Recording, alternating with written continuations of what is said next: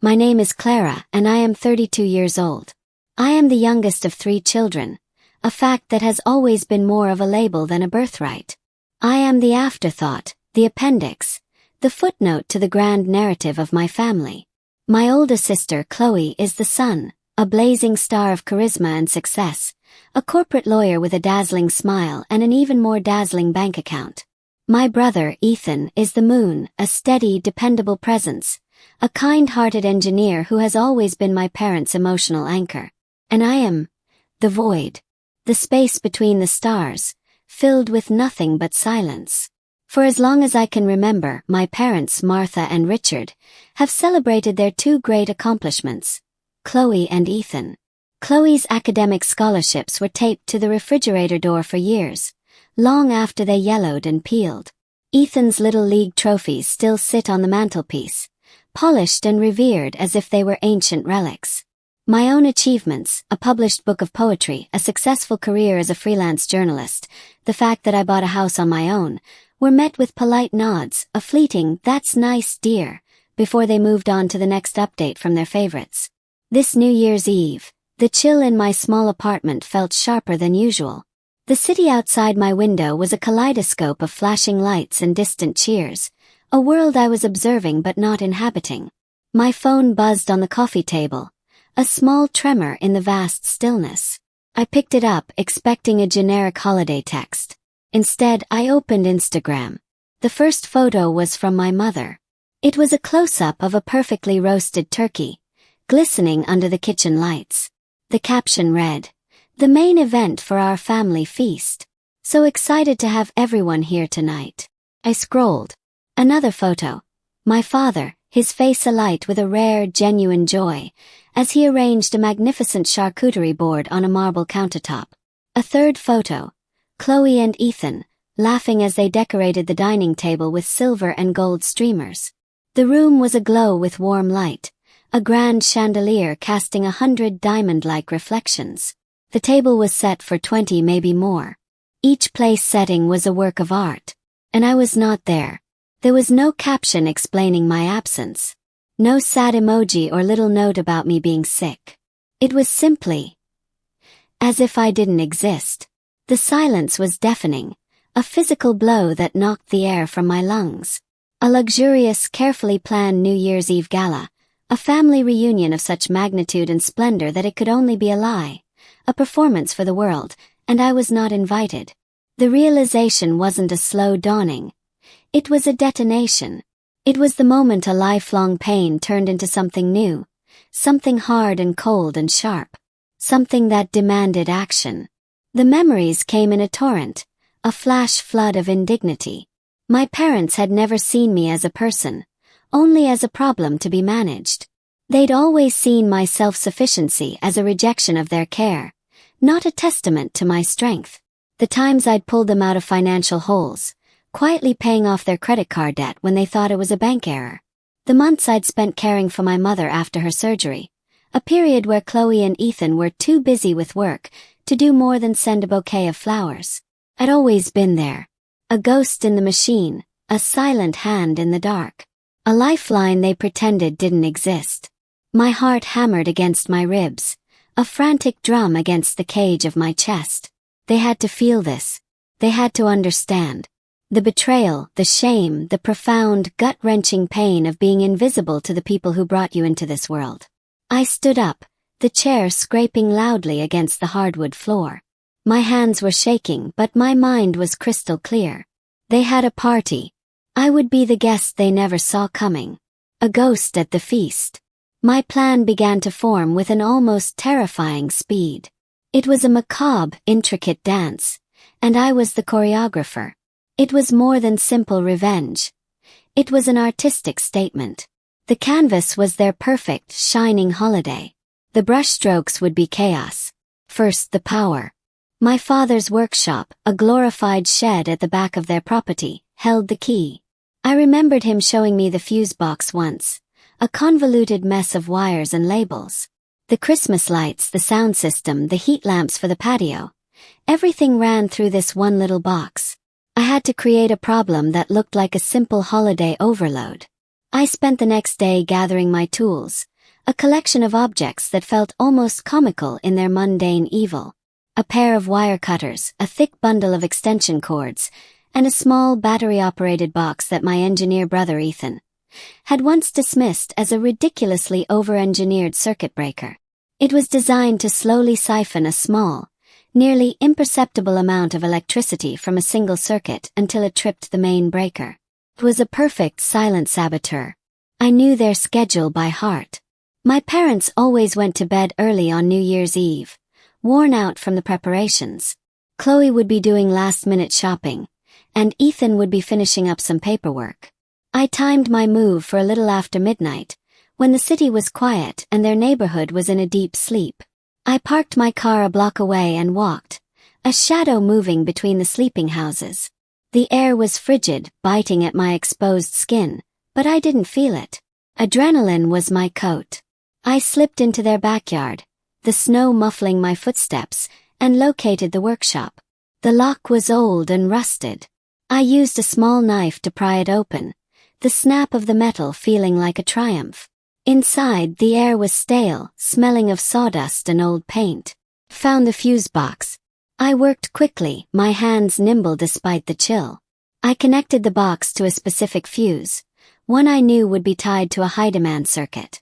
I set the timer for 8:15 p.m. the next night, right in the middle of their pre-dinner cocktail hour. The little red light on the box blinked once, confirming it was armed. My hands shook as I closed the lid. It wasn't just a device. It was a declaration. Next, the food. My mother's photos had shown a catering company's logo on one of the boxes. It was a prestigious place, one that prided itself on perfection. I did some digging, found their information, and placed a call. I explained that I was an associate from a marketing firm they were working with, and I needed to verify their delivery schedule for a client. The information came to me easily. A 3-part delivery with the final and most crucial drop-off happening at 6 p.m. on New Year's Eve. My plan was simple and brazen. I would intercept the delivery. I knew the catering company's van would be a refrigerated Ford Transit, a white box with their logo on the side. I rented a similar van from a company a few towns over, a generic white work van that was so unremarkable it was invisible. I bought a cheap magnetic sign with a fake company name and logo, and I was ready. I spent a night practicing my route, finding a secluded alleyway halfway between the catering company and my parents' house. On New Year's Eve, the waiting was torture. Every hour felt like a minute, every minute an eternity. I sat in my rental van, the engine running just enough to keep the heat on, and watched the street. At 5:58 p.m. I saw it. The white van, the logo, the weary-looking driver. I pulled out slowly, cutting him off just as he was about to turn onto the main road. I got out, feigning a panicked, apologetic look. "Sir, I am so sorry. I'm completely lost. I'm trying to find 123 Maple Street," I said, my voice dripping with faux distress. He sighed, annoyed but not hostile. "That's just a few minutes away," he said, gesturing vaguely. "Oh, thank goodness. Listen, I'm late for a dinner. Can you tell me if this road leads there? I'm so turned around." He pulled out his phone, and as he did, I saw my chance. I'd prepared a small vial of a special, harmless liquid, an old science experiment of mine. It was a mixture of vinegar and a harmless bacteria that would turn any food it touched into a slimy, unappetizing mess within a few hours, but was completely odorless and tasteless for a few moments. It wouldn't make anyone sick, but it would ruin the meal. I made a show of patting down my pockets, searching for a map I didn't have. "Oh, here, let me just grab this," I said, reaching into the back of my van. I had a small spray bottle hidden there. As his attention was on his phone, I gave the catering boxes a quick, silent misting. A barely visible sheen of liquid settled on the cardboard. The driver never saw a thing. "Okay, you're just a few blocks down," he said, pointing with a gloved finger. I thanked him profusely, with a smile that felt like a mask, and watched him drive away. The food was delivered, and it was all mine. The final piece of the puzzle was the video. This was the most important part of my revenge. It wasn't about the food or the power. It was about the truth. I spent hours in front of my computer, a digital archaeologist digging through the ruins of my past. I found old home videos, dusty photo albums that had been scanned years ago, and forgotten text messages. The montage began with a photo of a small, frightened girl, me at age 7, holding my mother's hand after she fell and broke her ankle. My parents had told a dozen stories about how Ethan, their brave son, had run to get the neighbors. They always forgot to mention that I was the one who had stayed with her, talking to her quietly and holding her hand until help came. The next segment was a video of my mother after her breast cancer surgery. Her face was pale, and she looked so small in the hospital bed. I was there, reading to her, rubbing her feet, bringing her water. The camera, held by Ethan, was trained on him as he explained to a distant relative how he was managing their finances and the house. I was just a blur in the background. Then came the financial records. A series of screenshots of my online banking, showing transfers I had made to my parents' account. They were labeled gift, or loan, or for the house. My mother had once asked me to pay for a new roof, telling me it would be a family investment. She'd promised to pay me back. She never had. The video montage was a quiet, relentless crescendo of my invisible acts of love and sacrifice. Each image was a silent accusation, each video clip a question. It was my story, told in a language they would finally have to understand. The final shot was a simple text screen, white letters on a black background. I wrote it, erased it, and rewrote it 100 times, trying to get the tone just right. I wanted it to be devastating but also undeniable. The final phrase was a simple question, a statement that was both an accusation and a farewell. Is this your perfect family? You seem to be missing a piece. I saved the video to a USB stick and a hard drive. I knew my father, ever the techie, would have a smart TV that could read a USB stick. I just needed a way to get it into the house. I drove to their neighborhood on New Year's Eve, the USB stick burning a hole in my pocket. I knew my brother had left a spare key under the welcome mat, a secret he'd told me in a moment of drunken honesty years ago. I found it, a cold piece of metal under a fake rock, and let myself in. The house was quiet, the air thick with the smell of roasting meat and cleaning supplies. I found the main TV in the living room, a massive flat screen, and located the USB port. I plugged it in, selected the video file, and set it to play on a timer. I made sure to hide the hard drive in a less visible spot, just in case. I slipped out, leaving no trace. The house felt like a tomb now, filled with a silence that I knew would soon be shattered. As I walked back to my car, I felt a tremor of fear, but it was quickly replaced by a profound, terrifying calm. The die was cast. The feast would be a ghost story. The hours crawled by, a slow march towards midnight. I parked my car on a quiet street a few houses down from my parents' place, a dark shape hidden beneath a cluster of bare-limbed trees. I could see the glow of their house from here, a bright, inviting beacon of warmth and celebration. I imagined them inside, my family and all their friends and relatives, all the people who were so important, so much a part of the grand tapestry of their lives. A tapestry that had no room for me. The site was a fresh cut, and the wound throbbed with a pain that felt both old and new. Laughter spilled from the open windows, the sound a symphony of a joy I would never know.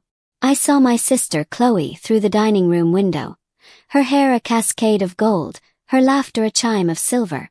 I saw my brother Ethan, his face open and kind, his arm around my father's shoulders.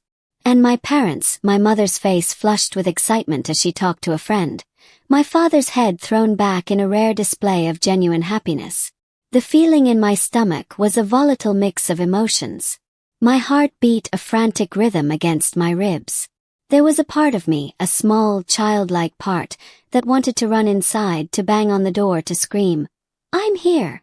I'm here too!" But the bigger, colder part of me knew that they wouldn't see me. Not really.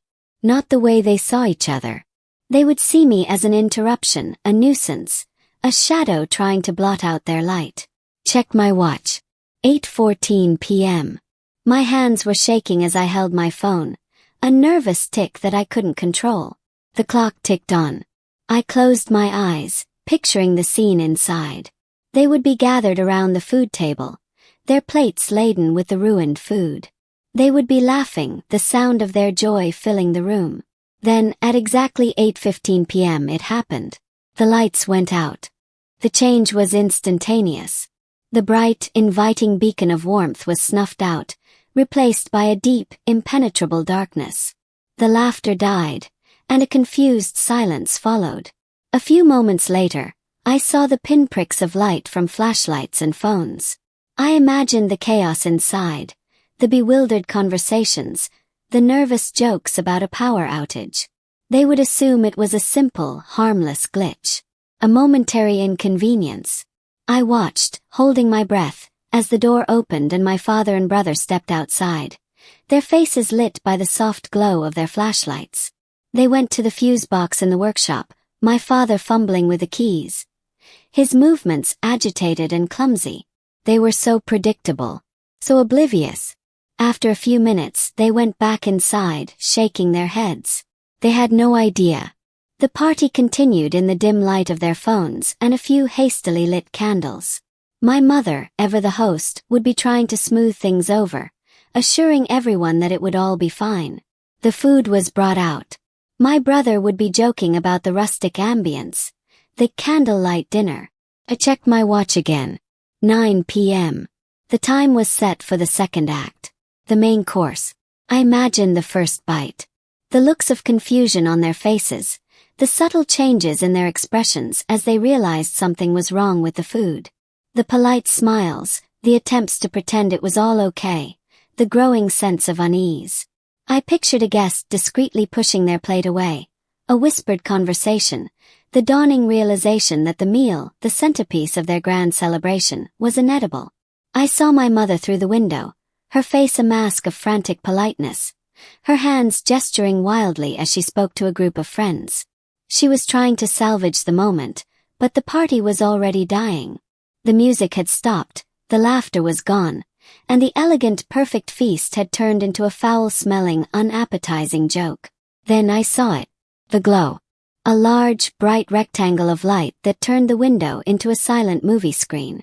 The television. The one I had set up earlier. The screen lit up with the montage I had created. I watched as the guests, drawn by the light, gathered around the screen. I saw their faces, bathed in the silent glow of the video, their expressions shifting from curiosity to shock. I saw my father's face, pale and ashen, his mouth slightly ajar. My mother's hand flew to her mouth, her eyes wide with a mixture of disbelief and horror. The silent film of my life, the life they had pretended didn't exist, played out for all to see. The photos, the videos, the bank statements, each image was a hammer blow to their illusion of perfection. I saw a group of relatives looking from the screen to my parents, their expressions cold and judgmental. The festive atmosphere was completely gone, replaced by a cold, devastating silence. I saw my sister Chloe watching the screen, a look of confusion on her face, slowly replaced by a look of dawning comprehension. Then the final frame. The white text on the black screen. Is this your perfect family? You seem to be missing a piece. The words hung in the air, a silent condemnation that felt louder than a shout. My parents' faces crumbled. The shame, the betrayal, the realization that their secret was out, all of it was written on their faces. They weren't just embarrassed, they were broken. I watched for a moment longer, a ghost observing the wreckage of their grand, beautiful lie. And then I turned and walked away, a profound sense of freedom swelling in my chest. I walked through the empty, silent streets, the cold air stinging my eyes. I didn't look back. I didn't need to. I had seen what I needed to see. The perfection was shattered. The mask had fallen. My hands no longer shook. The fear was gone, replaced by a quiet, fierce satisfaction. I had done it. I had been seen. Not through a tearful confrontation, not through a desperate plea for validation, but through an act of complete, devastating annihilation.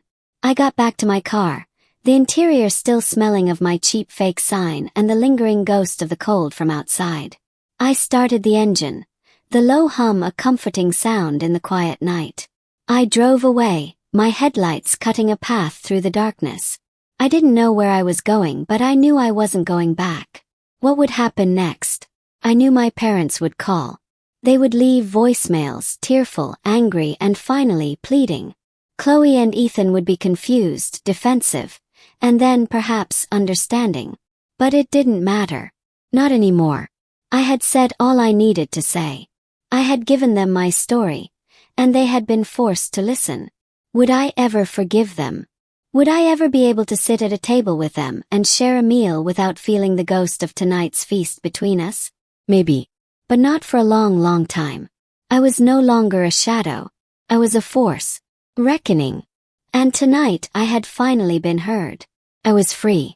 The pain was still there, but it was a scar now, not an open wound. The feeling of being invisible was replaced by a strange, new sensation of being a ghost. Not a ghost in their house, a silent presence they could ignore, but a ghost that would forever haunt their memories, a specter of the truth they had so desperately tried to bury. I was gone, and they would never forget me. If you like this story, please like this video, subscribe to the channel, and share your impressions of this story in the comments. To listen to the next story, click on the box on the left, and thank you for watching.